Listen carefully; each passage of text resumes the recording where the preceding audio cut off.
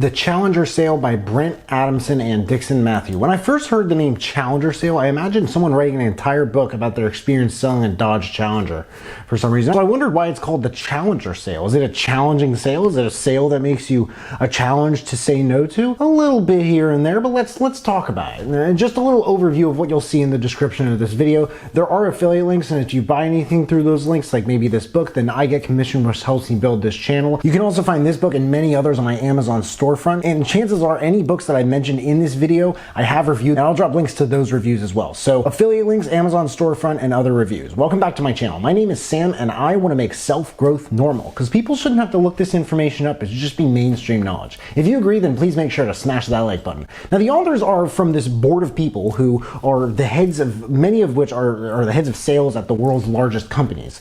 Didn't know this was a thing. So this should definitely be exciting. And they decided to study these salespeople who were doing better in 2009 when no one was doing well at all, literally. They were doing better than most people could have dreamed of doing when things were more than manageable and the business was just pouring in. Well, the beginning is the evolving journey of solution selling. These people were called the challengers. It's where a sale feels like a challenge, but they're always up for the challenge. It's an ability to succeed in a complex sales model, not an ability to just push through hard times. For anyone in B2C like myself, this book is focused on B2B, and I'm sure it can be applied to any kind of sales. This type of selling is driven by suppliers' attempts to escape dramatically, increasing commoditization pressure as individual products and services become less different from each other over time. Up next is the Challenger Part 1, a new model for high performance. They put together a set of 5 profiles that describe how different sales reps function and work in the real world. They're relatively evenly distributed, though, among any just given organization. But here are the 5 different, salespeople here. The first one is the hard worker, and they believe if they just do the right thing continuously, everything will come together at the end of the quarter. So they just work and hammer as hard as they can. The second is the lone wolf. Now, these people have their own way of doing things, and it tends to drive sales leaders crazy. The next is reactive problem solvers. Just the word reactive gives it like a negative connotation, I feel like, but these people are solution and detail oriented, but they tend to focus really heavily on like post-deal follow-up. Next is the challengers. These are the debaters. These people will do what they can to challenge the customer's thinking and teach them something new about the business they haven't heard before. They're assertive as well. And then the fifth one, I have no idea why they kept saying there are 5. I only heard these 4. I listened to this section twice, and I even looked it up. And apparently there's another one called the relationship builder. They probably reference the relationship builder more times throughout the book than any other, with of course the exception of the Challenger. But the Challenger is by far the best. They do the best. They do the best for the longest. They do the best with no dips in performance.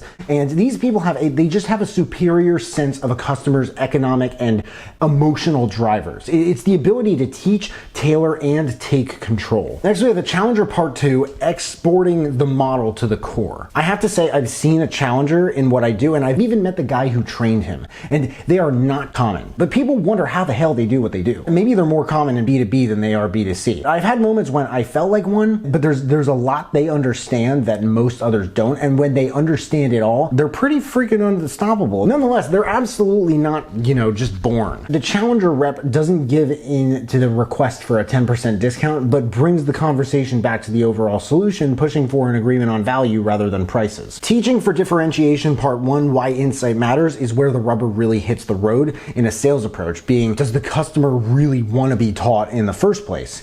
It seems on the surface a bit arrogant to just be like, well, I'm here to teach you. Like, obviously not in those words, but in 4 years of painstaking research, they concluded that that's what customers actually want. They want to be taught. These customers who buy from the Challenger, they will say that they offer unique and valuable perspectives, they navigate alternatives, and they help them avoid potential landmines. They work for a supplier who's easy to buy from and a supplier who has a great reputation amongst the customer's organization. You can see that this Challenger, this person, they are a true professional. They're not just really good with customer service. They're not just really hard workers. They're not just really intelligent, and they're not just really good at closing either. But they can do it all in a way that others cannot.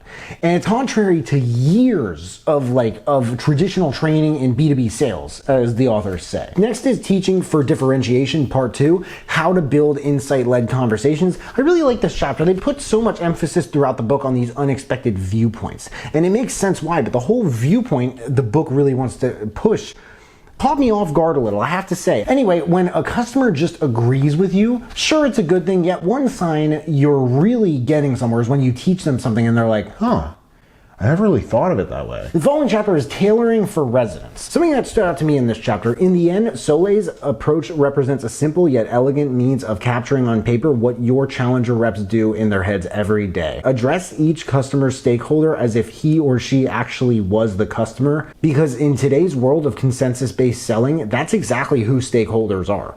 Everyone is important. Hands down, everyone's important. In taking control of the sale, that's where they talk about taking control of the sale and some of the myths and misconceptions that people have about the concept of taking control.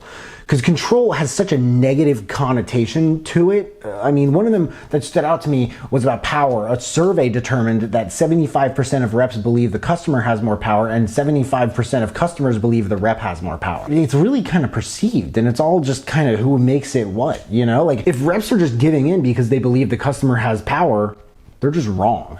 This is something challenger reps instinctively know, however. They just know how to tailor that power the right way. And it seems that what these guys have found is that contrary to being too assertive, more reps are not assertive enough. So managers have to find ways to make them more assertive. It's really not that too many people are too assertive.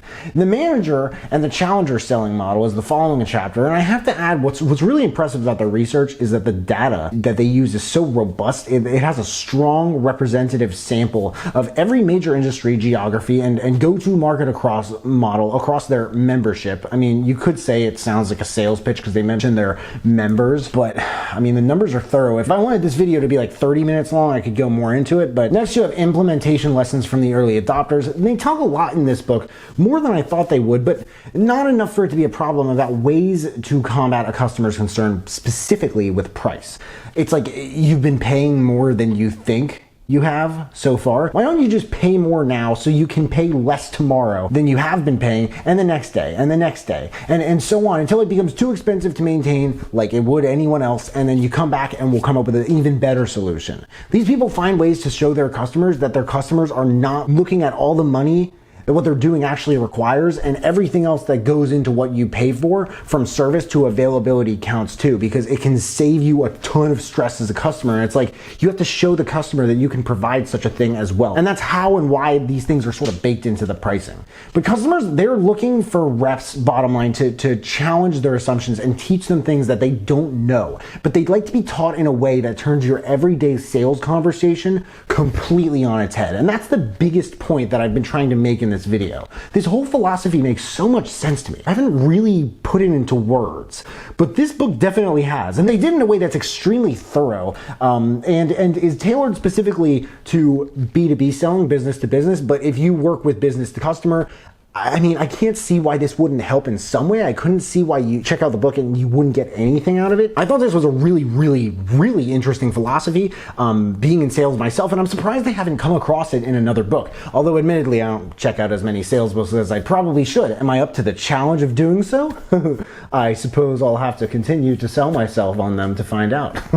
Quotes. Today's discounts won't get you tomorrow's business. Customer loyalty is much less about what you sell and much more about how you sell. If the new model feels like a tweak of the old, why bother changing? Being different sounds risky, but it's better than being forgettable. Direction 1. I recommend this book to any salesperson or sales manager, specifically in business to business sales. But if you work mainly with consumers, it should give you some applicable insights for sure. Direction 2. If you like this book, I recommend checking out Pitch Anything by Oren Klaff and also The Psychology of Selling by Brian Tracy. The Challenger Sale by Brent Adamson and Dixon Matthew. There's a link in the description if you want to check it out and read the review. That and all the other books that I mentioned in this video if you want to check those out too. If there are any other books that you want me to check out and review, please let me know in the comments below. Also let me know if you checked out this book and you liked it. But hey, make sure to smash that like button, subscribe if you haven't already, because I don't get why people watch this far into my videos and they don't subscribe. But if you have subscribed and you want to turn it up just a notch and turn on that notification bell to get a notification whenever I drop new videos, that would mean the world to me. Thank you guys so much for watching. I really appreciate it. You can find me everywhere and I'll see you then.